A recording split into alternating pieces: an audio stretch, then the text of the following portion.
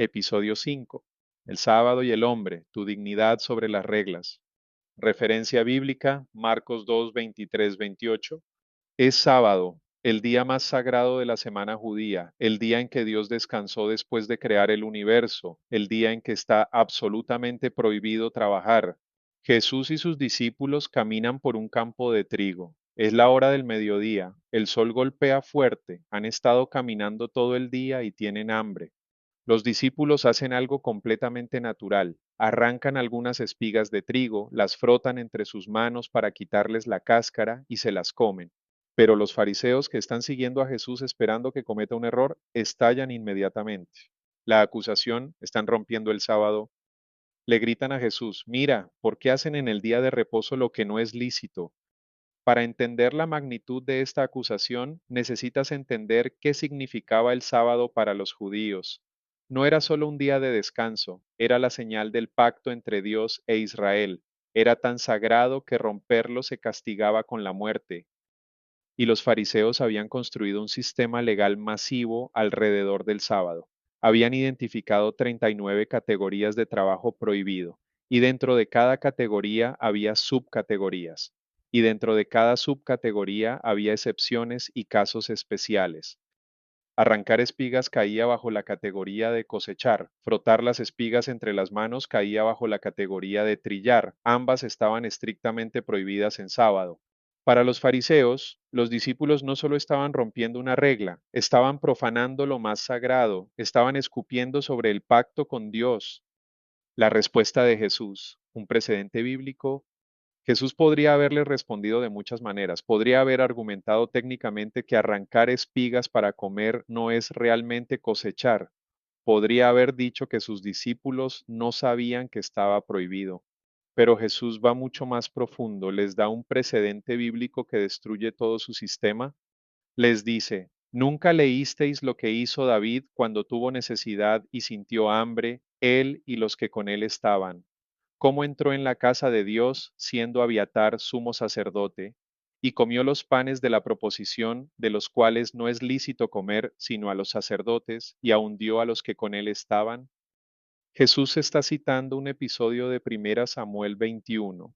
David, huyendo del rey Saúl, llega al tabernáculo hambriento, le pide pan al sacerdote. Lo único que hay es el pan de la proposición, el pan sagrado que solo los sacerdotes pueden comer, y el sacerdote se lo da. David lo come y nadie lo castiga. Nadie dice que profanó lo sagrado.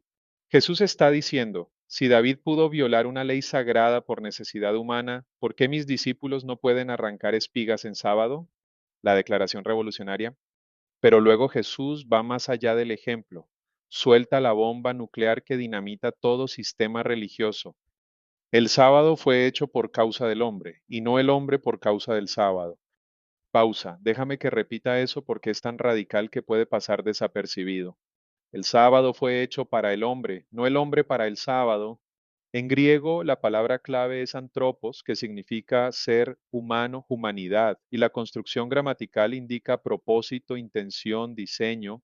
Jesús está diciendo, el sábado es una herramienta, fue diseñado para servir al ser humano, para darle descanso, para recordarle que no es una máquina, para conectarlo con lo sagrado, pero en algún momento el sistema religioso invirtió la jerarquía, convirtió al ser humano en siervo del sábado, hizo que la gente existiera para cumplir la regla en lugar de que la regla existiera para servir a la gente.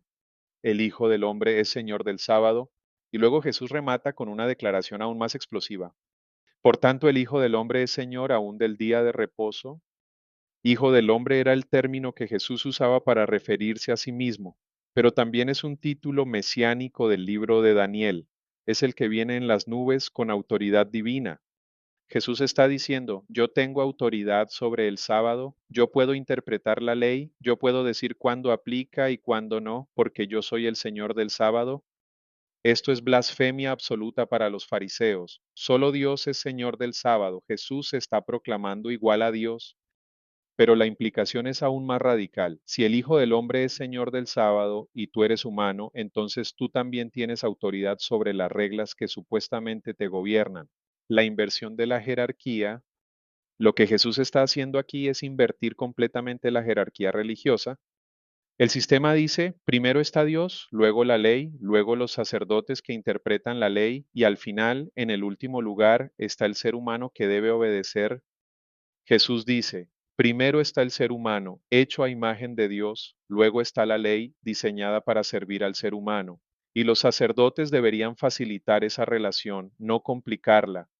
Es una revolución total, es democracia espiritual, es empoderamiento radical. Las reglas existen para servirte. Y aquí está el mensaje que la religión organizada ha intentado ocultar por 2000 años. Las reglas existen para servirte, no tú para servir a las reglas. Si un ritual te ayuda a conectar con lo divino, úsalo. Si ya no te sirve, descártalo. Si una práctica espiritual te nutre, manténla. Si se convirtió en una obligación muerta, suéltala. Si una tradición te inspira, celébrale. Si te está matando, rómpela. Tu dignidad humana es suprema, tú no fuiste creado para servir a ningún sistema religioso. Los sistemas religiosos deberían servirte a ti. El mensaje para tu vida: ¿cuántas reglas sagradas estás siguiendo por inercia? ¿Cuántas obligaciones religiosas que ya no tienen sentido pero cumples por miedo o por culpa? ¿Vas a la iglesia todos los domingos aunque salgas vacío? ¿Oras de cierta manera aunque no sientas nada? ¿Sigues rituales que te fueron impuestos pero nunca elegiste? Jesús te está diciendo, si eso no te sirve, déjalo. Si eso te daña, rómpelo. No significa que seas rebelde por rebelde, no significa que no tengas disciplina, significa que tú decides qué prácticas te nutren y cuáles no, porque la espiritualidad no es obediencia ciega, es conexión consciente, y tú eres el único que sabe qué te conecta y qué te desconecta. Y esto aplica a todo, no solo a la religión, aplica a las expectativas sociales, al qué dirán, a las tradiciones familiares, a los roles de género, a todas las reglas no escritas que gobiernan tu vida.